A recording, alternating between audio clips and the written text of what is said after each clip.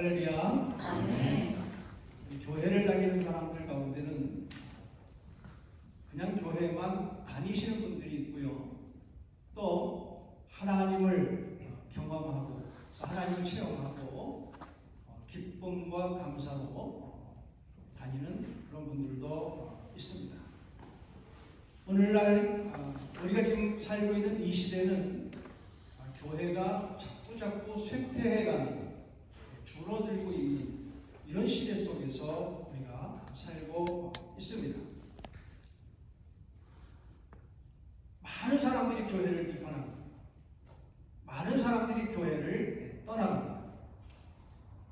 그런데 진짜 문제는, 교회를 떠나는 진짜 문제는 교회에서 하나님을 경험하지 못하고 교회에서 예수님을 만나지 못하기 때문에 교회를 떠나가는 것입니다. 사람들은 뭔가 확실한 증거를 원합니다. 지금 시대뿐만 아니라 예수님 시대에도 역시 마찬가지였습니다. 확실한 표적이 있으면 믿겠다는 것. 마태복음 16장 1절에 있는 말씀을 보면 바리새인과 사두개인이 예수님을 찾아옵니다.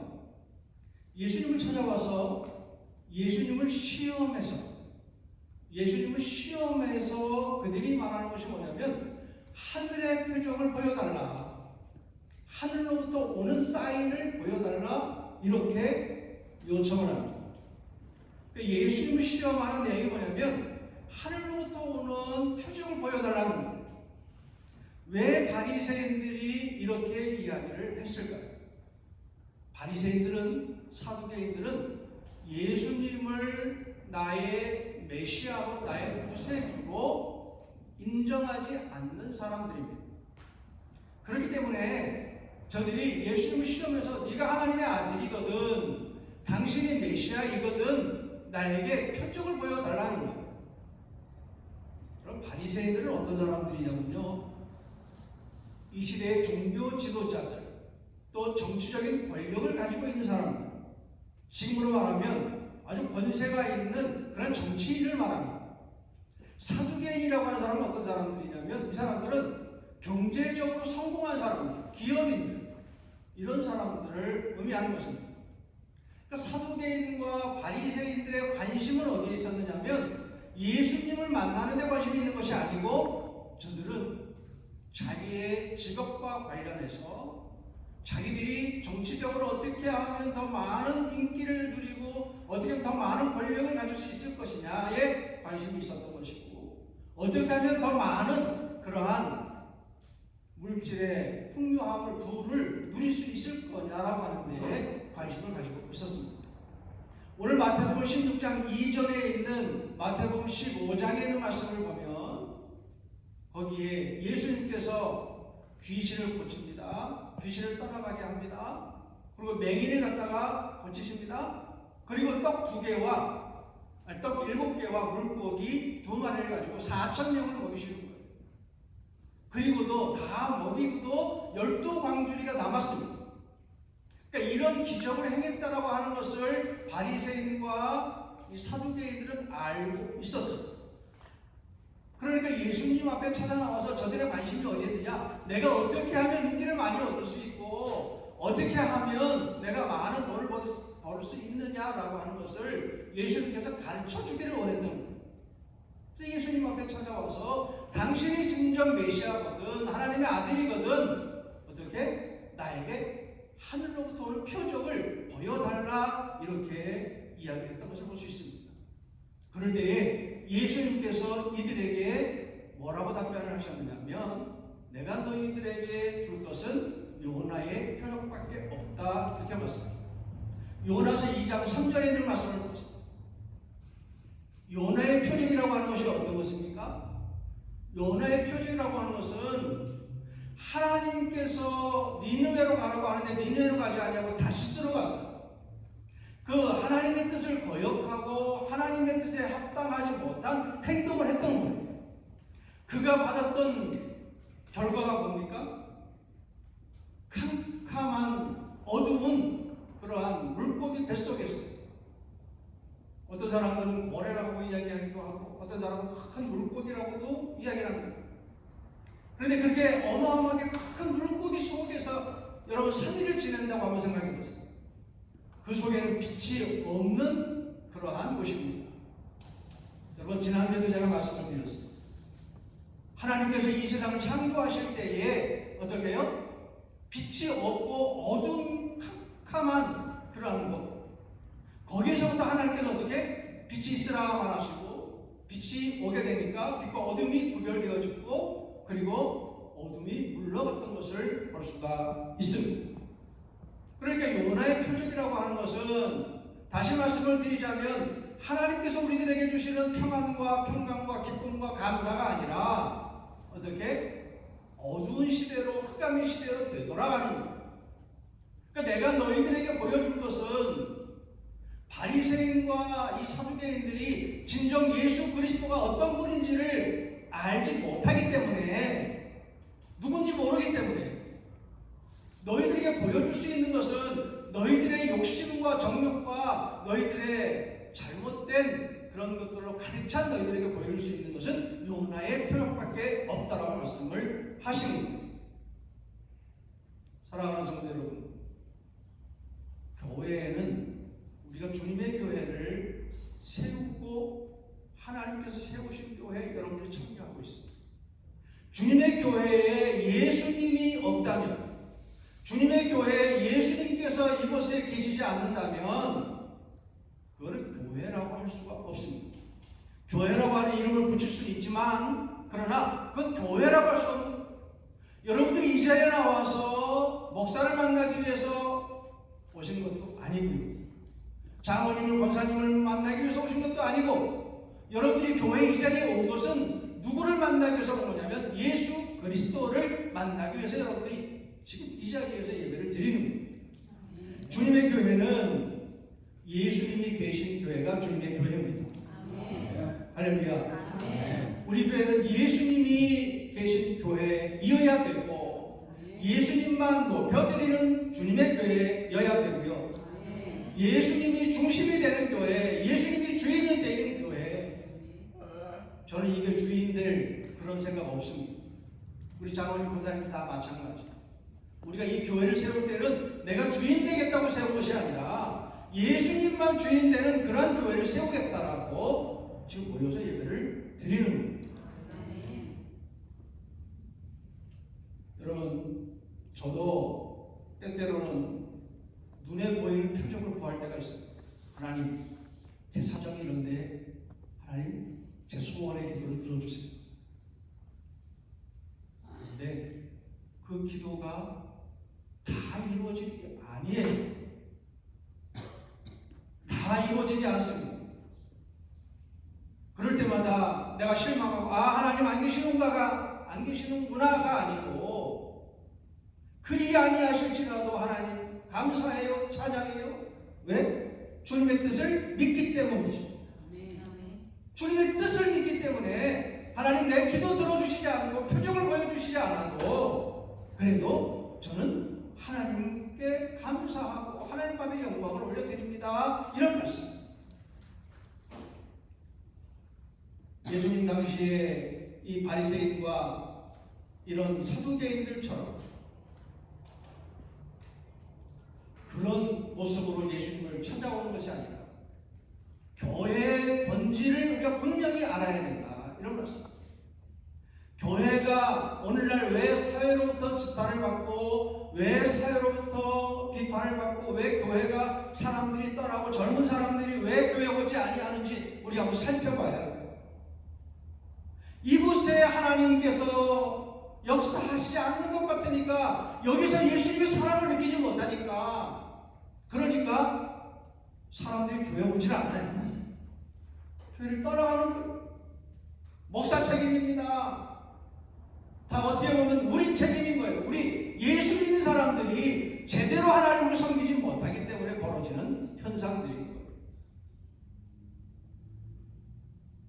교회는 예수님이 계셔야 되는데 예수님이 떠나가는 경우가 종종 있었습니다.